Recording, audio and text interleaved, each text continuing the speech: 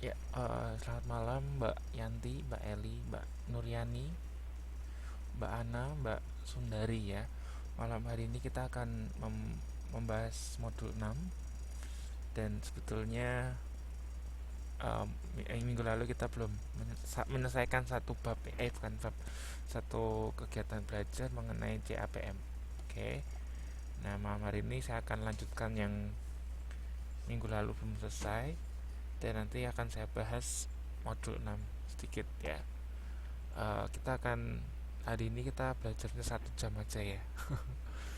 Ya, untuk pertemuan berikutnya kita lanjutkan lagi. Oke.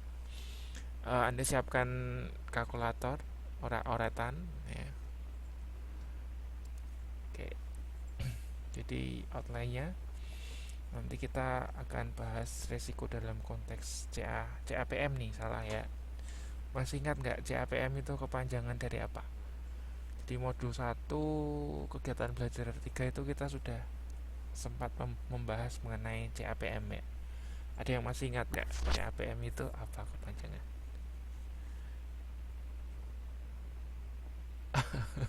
Iya, Capital Asset Pricing Model. Waduh, Mbak Ana, kalkulatornya hilang. Ya sudah pakai HP, pakai HP, pakai HP. Atau nggak pakai itu program Excel ya, bisa juga. Oke deh. Ya, ini malam hari ini kita akan lanjutkan risiko dalam konteks CAPM. Ya, kepanjangannya Capital Asset Pricing Model. Nah, kebetulan kemarin Mbak Eli sempat tanyakan tugas dari Tuton Pusat.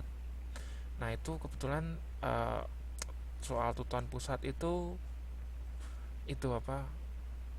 Materinya mengenai ini ya, CAPM. Jadi nanti kita akan bahas juga, enak ya, langsung implementasi ke soalnya. Nah, kemudian nanti kita masuk ke modul 6 mengenai efisiensi pasar modal. Nah, di modul 6 ini ada apa? Ada tiga bab, subbab itu. Nah, karena saya belum menyiapkan yang 2 bab terakhir, makanya malam hari ini kita fokus ke bab yang pertama dulu ya. Subbab pertama yaitu mengenai keputusan pendanaan dan net present value. Oke. Uh, oke, Mbak Ani kok hilang? Ya nggak apa-apa, mungkin lagi error ya. Nah, kemudian yang pertama ini yang bab modul 5 kemarin ya, yang belum selesai. Risiko dalam konteks CAPM. Nah, konsep CAPM itu adalah high risk high return. Ya, artinya apa? Ada yang tahu nggak? High risk high return.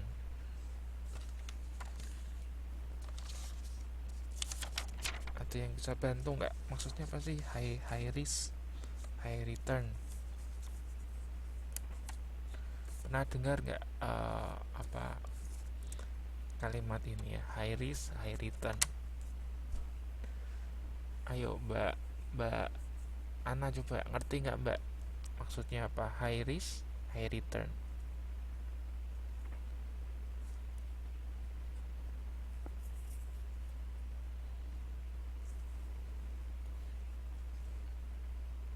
Maksudnya apa Mbak Eli deh, Mbak Eli. Oke, Mbak Eli, apa Mbak ini maksudnya high risk high return?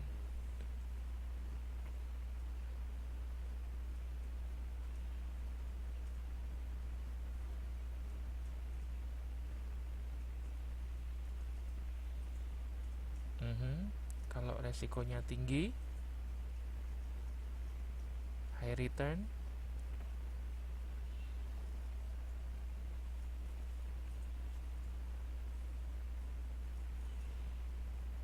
High kan tinggi, risk itu risiko, betul ya. Nah, kalau return apa return?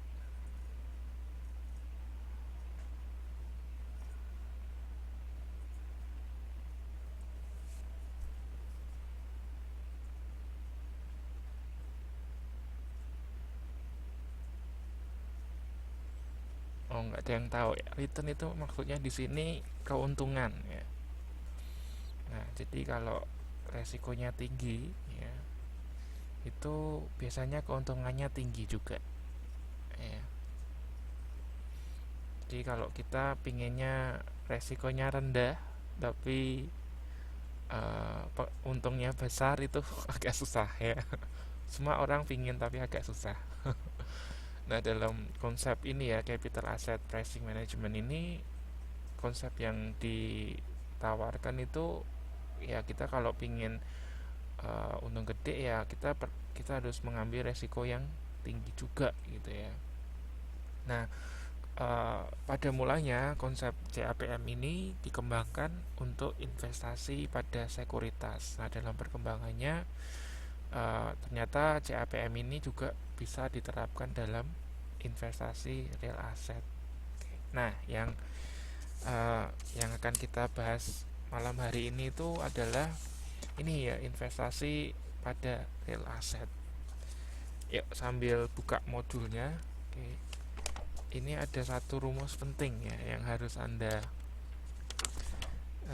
ingat gitu ya. Coba dibuka modulnya 5.29 gitu ya. 5.29 bisa dibuka ya. Nah, itu ada rumus itu, E kurang buka RI kurang tutup sama dengan RF tambah beta I kurang buka yang kotak ya, E kurang buka RM kurang tutup dikurangi RF kurang tutup. Nah, ini rumusnya ini sama persis ya, sama persis dengan yang sudah kita pelajari di modul pertama ya. Nah, hanya saja ini rumus ini untuk ini ya, investasi pada sekuritas. Sebetulnya sama dengan investasi pada real asset, cuman yang membedakan ini di betanya ya. Beta I-nya ini beda dengan beta I untuk investasi pada sekuritas. Nah, perbedaannya itu bisa Anda lihat di modul halaman 5.30. Oke. Di modul 5.30 itu ada rumus ya. 5.9 itu B beta IU sama dengan beta I dibagi atau per 1 tambah kurang buka 1 kurangi T kurang buka B per S ya. B di situ. Oke, saya jelaskan dari yang itu deh, dari yang rumus CAPM-nya dulu ya. Nah, tadi itu kan sebetulnya saya harus itu ya, tapi ini ya, sip. Anda bisa baca nggak ini?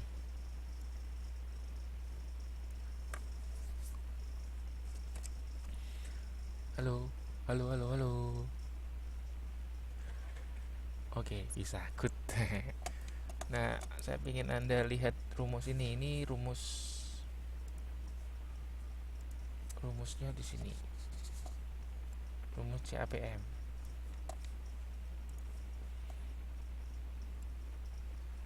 Nah, oke, rumus CAPM ini ya. Nah, terus ERI ya, itu digunakan sebagai tingkat bunga untuk mencari NPV ya. Jadi ERI itu dipakai untuk sebagai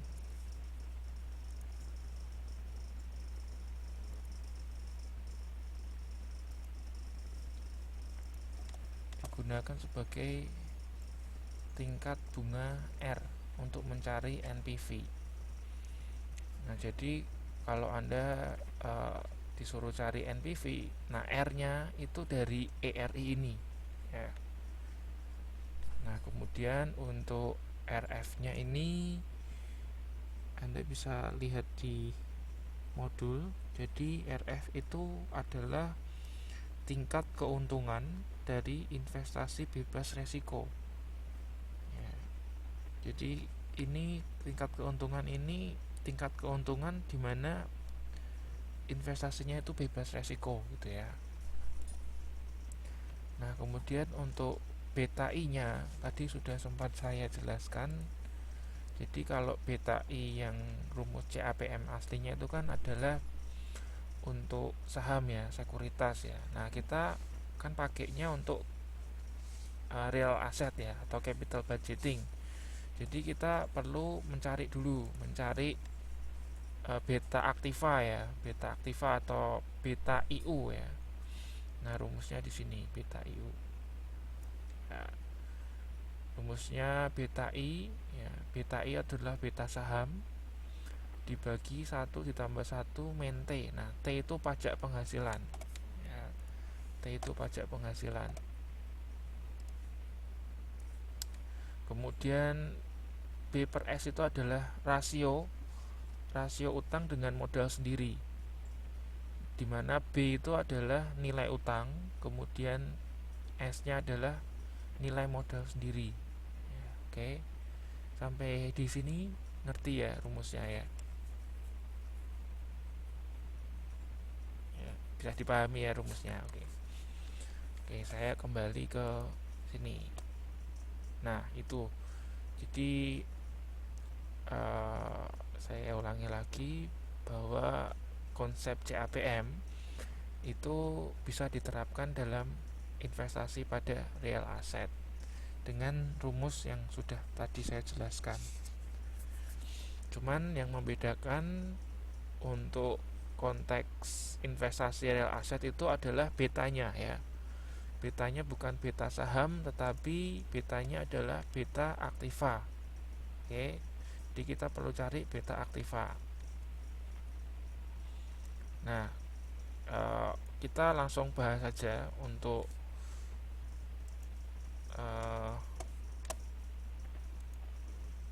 ini ya. Oke. Jadi ada tugas ya dari Tuton Pusat, katanya dikumpulkan minggu ini. Ya, saya harapkan bisa membantu ya, bisa membantu Anda menyelesaikan soal. Oke. Nah, ini ini aja soalnya lebih lengkap. Bukan tugas, cuma diskusi. Oke, whatever lah, pokoknya buat belajar ya. Ini soalnya di sini.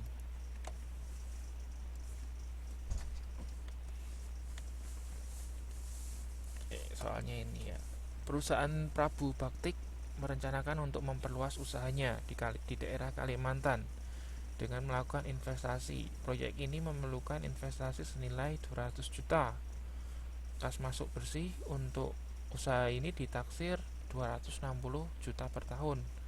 Diperkirakan beta 1,2 dengan rata-rata rasio utang dengan modal sendiri 1,5. Kemudian pajak penghasilan yang ditanggung adalah 35%.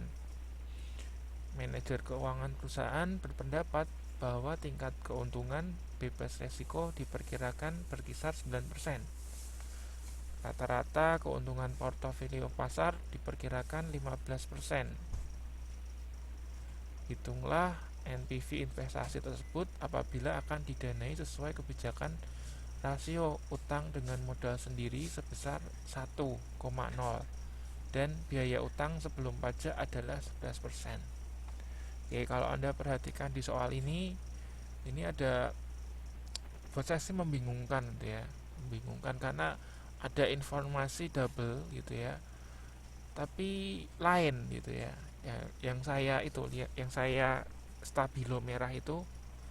Nah, itu kan yang di atas ditulis rata-rata rasio utang dengan modal sendiri 1,5. Kemudian bawahnya diketahui lagi rasio utang dengan modal sendiri 1 ya. Nah, ini saya bingung, maksudnya kok rasio utangnya ada 2. Jadi ini kemungkinan soal ini bisa saja salah gitu ya, atau menjebak ya. Nah, kemudian juga stabilo yang ketiga itu ada biaya utang sebelum pajak adalah 11%. Nah, padahal kalau kita perhatikan soal ini kan utangnya modal sendiri gitu ya. Jadi tidak ada utang dari pihak lain gitu kan. Jadi boleh dikatakan tidak ada biaya utang gitu ya. Benar ya. Jadi bisa jadi biaya utang sebelum pajak itu bukan, itu jebakan ya, bisa jadi jebakan. Oke. Nah, sementara ini saya menyimpulkan bahwa untuk rasio utang ya, untuk rasio utang kita pakai yang 1,5 ya, rasio utangnya kita pakai yang 1,5. Oke, sampai di sini ada pertanyaan, kayaknya Mbak Ana mau tanya nih.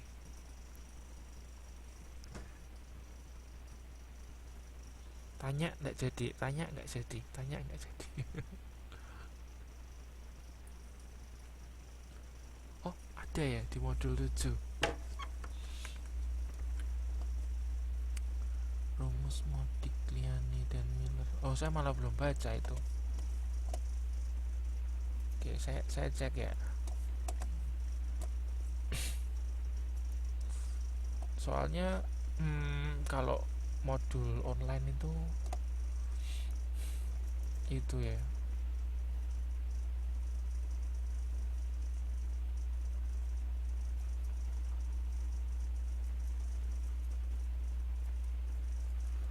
beda sih dengan modul.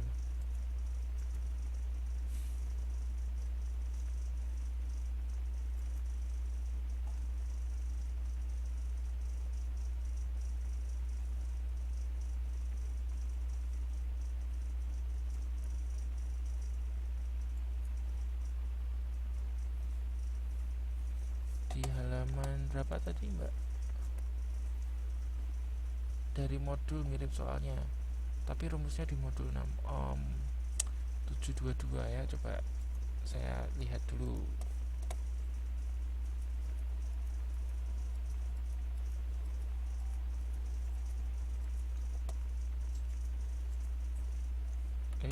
Lain.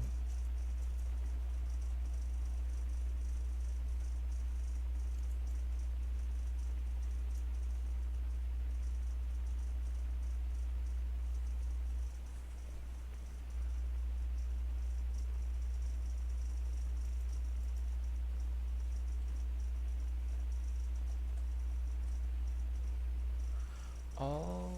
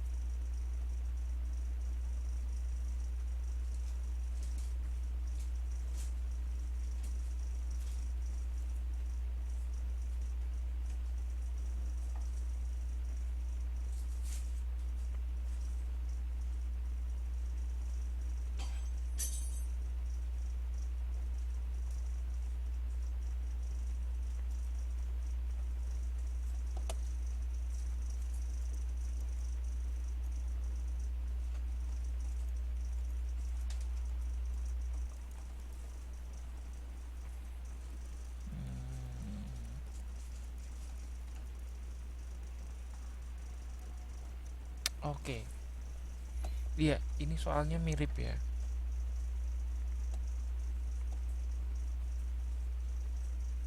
Oke, jadi nanti saya harus koreksi ini ya. Saya harus koreksi dulu. Oke, nah, baik, saya pikir saya perlu koreksi ini. Jadi untuk jawaban dari ini ya, soal tuton ini saya skip dulu. Ya, saya skip dulu. Paling enggak saya sudah jelaskan mengenai ini ya, apa rumus CAPM-nya ya, rumus CAPM. Tapi karena ada mengenai ini ya, rasio utang dengan modal sendiri, kemudian ada biaya utang dan lain sebagainya, saya pikir ini perlu ada koreksi ini ya, di sini perlu ada koreksi ya. Jadi saya skip dulu mengenai ini, apa, mengenai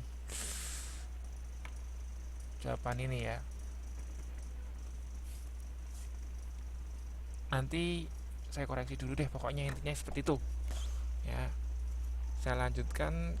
Oh ini, oh sebelum ke latihan ini, sebetulnya latihannya saya ambil dari tes formatif 3 ya. Sebelum ini, sebetulnya saya pengen ngerjakan ini dulu, tapi saya khawatir waktunya nggak cukup ya. Karena kita malam hari ini 1 jam aja. Oke. Eh, ini kita skip dulu latihannya, saya selesaikan materinya dulu ya. Setelah itu nanti kita balik ke latihan lagi ya. Kita masuk ke modul 6. Di modul 6 itu ada 3 kegiatan belajar. Nah, kegiatan belajar itu yang pertama itu adalah keputusan pendanaan dan net present value. Nah, ini misalnya ada kasus ini. Sebuah perusahaan itu membeli saham tahun lalu harganya 10.000. Kemudian dijual 11.800 ya. Atau 11,8 ribu kan, 11.800.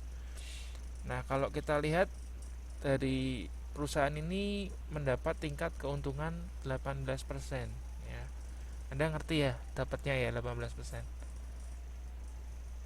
Ya 18% itu dari ini ya, 11.800 dikurangi 10.000, kemudian dibagi 10.000 dikalikan 100% ya. Nah, ketemu 18%. Nah, ternyata di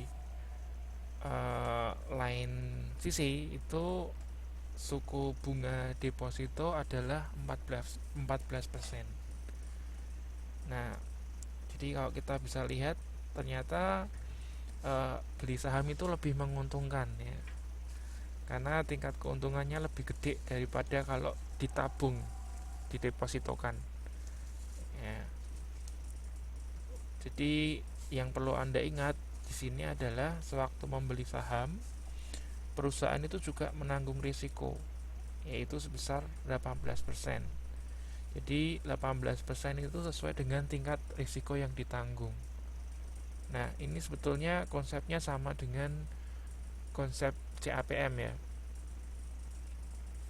Nah, tingkat keuntungan yang ditawarkan saham itu kan lebih gede gitu ya, daripada kalau ditabung di deposito. Karena apa? Karena memang di saham itu risknya lebih tinggi gitu kan. Nah, kalau deposito kan Anda terjamin gitu kan. Maksudnya dalam artian ya Anda dapat jaminan mendapatkan suku bunga 14% gitu kan.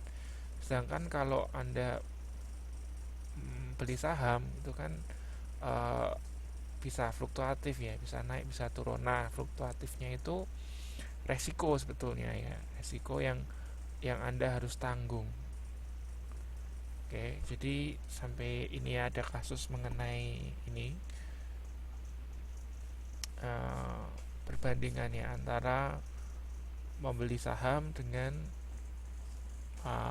mendepositokan uang. Ternyata membeli saham lebih menguntungkan. Karena apa? Karena memang kalau kita membeli saham itu artinya kita juga menanggung resiko ya. Nah, kemudian kita lanjutkan ke subsidized loan ya. Anda ngerti maksudnya subsidize? Subsidize itu subsidi ya, subsidi itu semacam apa ya, bantuan ya, bantuan, semacam bantuan.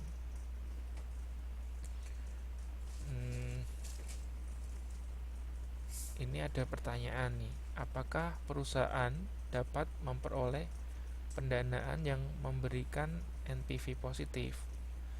Jawabannya ya ada ya. Nah, caranya itu ini namanya subsidized loan atau pinjaman bersubsidi gitu ya.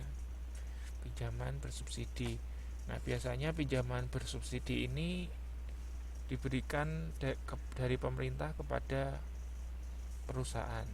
Nah, tujuannya untuk ya bisa untuk apa, membantu perusahaan tersebut sehingga secara tidak langsung juga membantu pemerintahan gitu kan. Mungkin bisa memberikan lowongan pekerjaan itu ya, memperluas lowongan pekerjaan.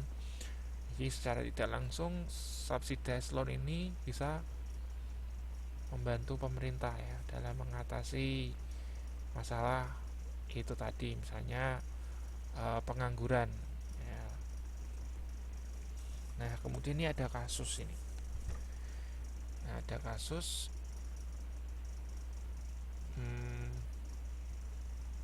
perusahaan mendapatkan pinjaman bersubsidi ya dari pemerintah. Bunganya yang ditawarkan adalah 11%. Ya, 11%. Nah, pinjamannya itu atau kreditnya itu sebesar berapa ini berarti? 1 M ya, 1000 juta. 1000 juta itu 1 M benar ya. 1000 juta. Nah, kemudian dengan T atau durasi selama 3 tahun. Terus ditanyakan berapa pembayaran setiap tahun. Jadi perusahaan itu harus membayar kepada pemerintah itu berapa. Nah ini kalau seperti ini Anda mengerjakannya pakai rumus apa? Ada yang tahu nggak?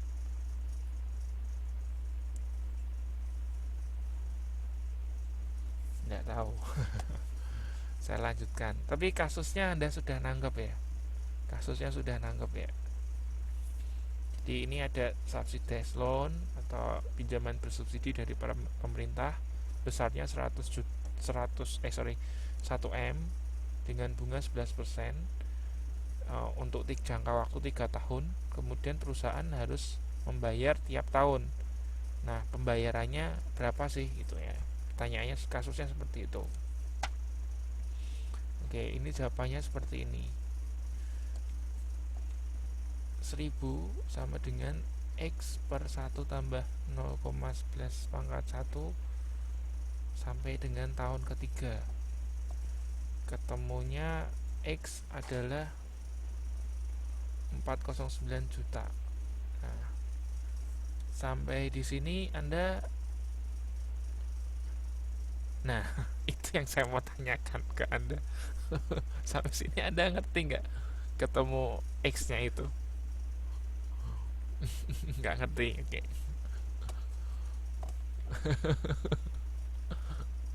Oke, saya kasih rumusnya. Oh dari kemarin mumet. Oke, ini rumusnya ini Mbak. Oke, jadi ini rumus installment ya atau payment ya. Ya oke, nggak ketemu makanya saya berarti untung saya bahas ini. Oke, Anda catat dulu ini rumusnya di kertas. Anda catat dulu rumusnya. Nah, P itu adalah payment atau pembayaran tiap tahunnya. Nah, ini rumusnya ini. Oke, P sama dengan R kali PV per 1 N. Anda catat. Oke, Anda catat. Nah, P itu payment tiap tahunnya berapa? PV itu adalah besar kreditnya. Ya, besar kreditnya. R itu bunganya ya, rate-nya. N itu berapa tahun ya, berapa tahunnya ya, number of periods. Oke. Sudah ya, yuk sekarang kembali ke soalnya. Sudah dicatat semua kan? Sudah semua ya? Oke, sudah dicatat semua. Oke. Oke, sip. Yuk, sekarang Anda masukkan itu ke rumus tadi.